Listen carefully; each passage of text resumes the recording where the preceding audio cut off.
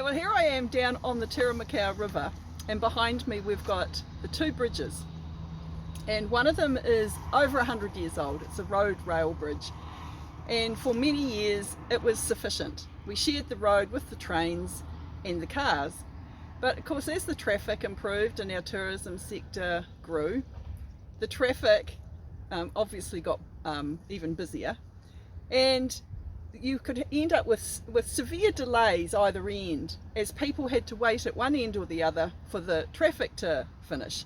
And there's some local protocols about that. You know, if you come along and there's cars at the other end waiting, you stopped and you let them on because they'd obviously been there longer than you had.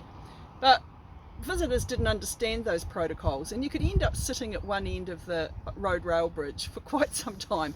People started to get a little bit antsy about that. A bit more pressure came on about getting a better bridge there, and we definitely needed a two-lane highway bridge.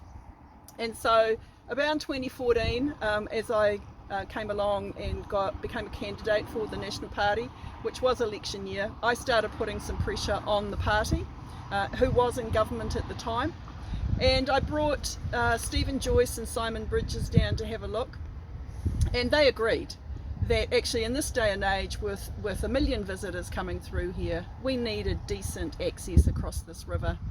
And so it became an election promise in 2014 from me to the West Coast, and here she is. Now, this bridge was built ahead of time and inside budget.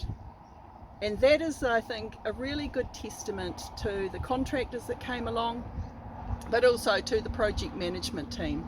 And I think, we'll show you some shots soon, but this bridge is absolutely beautiful if there's such a thing. And for the West Coast, it's one of those other projects that we don't just talk about doing, we actually get on and get the jolly thing done.